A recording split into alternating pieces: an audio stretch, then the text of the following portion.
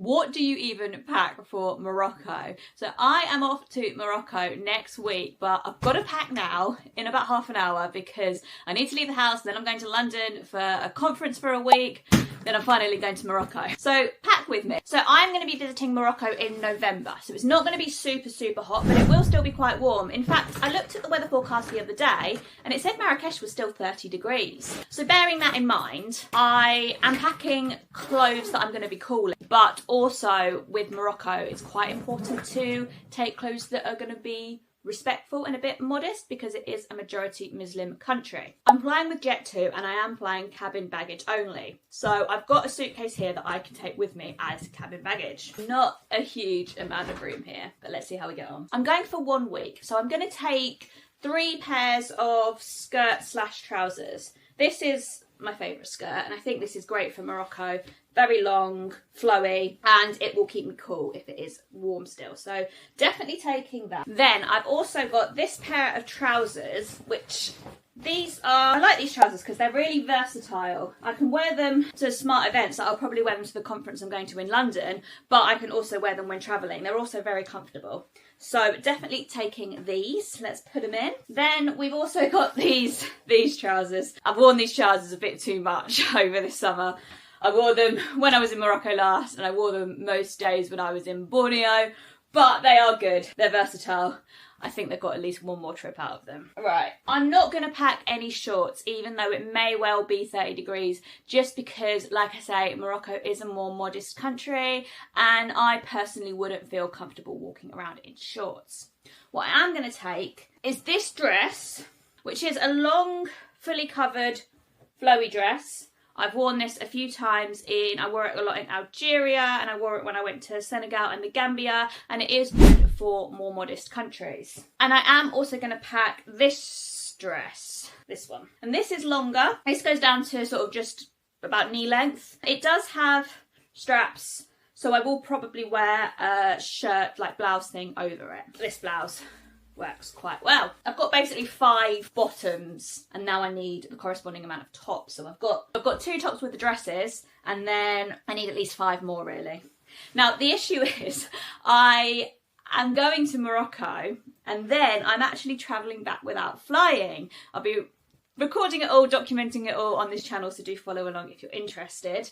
But that does mean that I'm going to be going from warm temperatures to pretty cold temperatures because I'm going to Andorra, which is in the Pyrenees Mountains, then back to like England temperatures, which are pretty cold at the moment. So I am going to need layers. I'm only in Andorra for a day, so I only need like 1 jumper, but definitely something to be mindful of. So I've got 5 t-shirts here, which I'm going to pack now. And then I do have a couple more t-shirts as well. Like I say, I am going to London for a week too before I go to Morocco, so I might need some of these there. And then I will take these leggings, running leggings, sports leggings, and also just like a workout top, just in case I do decide to do some form of workout. I'm not staying anywhere with a gym, so I'm not sure if I will, but it's good to have regardless.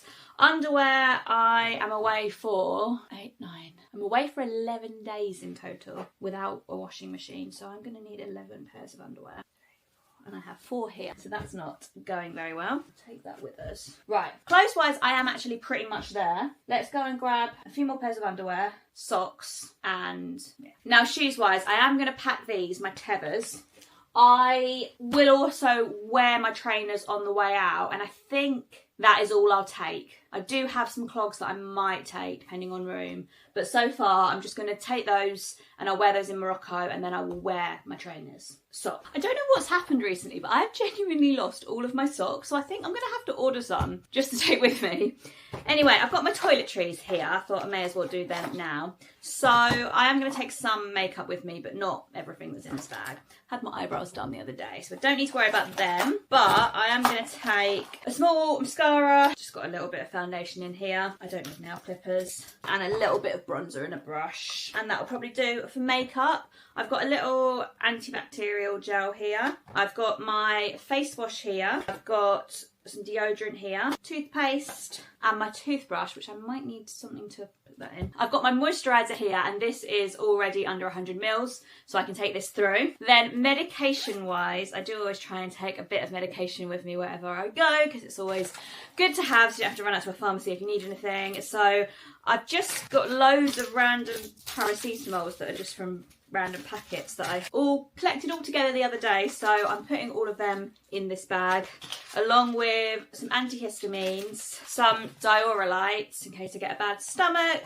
rehydration treatment, same thing, and a few plasters just in case. Oh, and I've also got a razor here, a little disposable razor. I also take probiotics every day. I've got rehydration capsules that I can put into a drink. I try and have one of these a day, and I also have bladder supplements that I'm currently taking. Obviously, not all of these will be on everyone's Morocco packing list, but it's a good idea to just make sure you've got all of the medications that you are personally going to need, because there's no guarantee that you'll be able to find them in Morocco. Right, let's pack all of these. I'm not gonna lie, I actually think I'm doing really well at packing in a carry-on for Morocco. Let's have a look. This is what I've got to work with so far.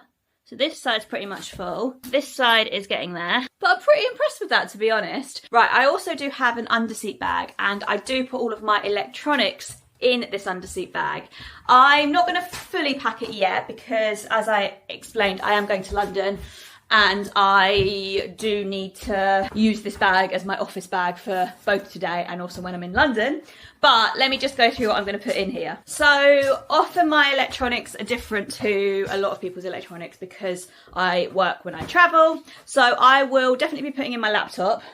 Let's go find my laptop actually, because I'm going to need it for today. So this is a spiral bag. I'm going to link them in the description because they're really good. I'm really enjoying this so far. It works really well as an underseat bag. I don't want to stuff it full because I think the dimensions are ever so slightly too big, although I am flying with Jet2 and they're normally okay with underseat bags. But it works really well. It's water resistant. It's got loads of pockets. I'm very much enjoying it so far. Right, so we've got this. Is my laptop. I've got so many SD cards in there. Right, SD cards are all in there. Let's chuck my laptop in. I do also have a multi-country adapter. This is at the office at the moment. I'm going to grab it when I go in. So I'll be taking that, but I'm also going to take this smaller converter adapter. Morocco uses the same plugs as continental Europe. So this is the kind of adapter that you need if you're going. Pop that in there. I've got my tripod for my phone. Pop that in there. This is a tripod for my camera, although I'm not too sure if I've got the base. But we'll pop that in there, and then I will go and get my other camera. This is a handy little wallet I have for my passport, and then I put a few other things in there, a few like extra cards and stuff, because I don't like keeping them all in my purse.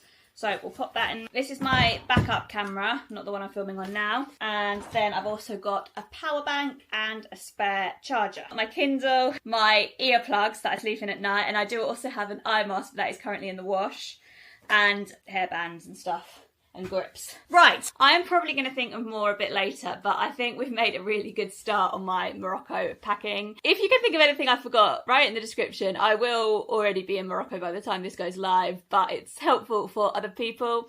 And I will also write in the description if I think of anything else. If you want to buy anything that I've mentioned in this video, my Amazon storefront will be linked in my bio. You can click through there and you can make any purchases. These are affiliate links, so I get a small commission at no extra cost to you. And other than that, it's time to go start my working day, then go to London, and then finally go to Morocco. But I think I am pretty sorted in terms of my packing for Morocco. Thanks so much for watching this video. I hope it's been useful, especially if you're also planning a trip to Morocco or even Egypt or somewhere in the region. And I hope I will see you next time. Bye!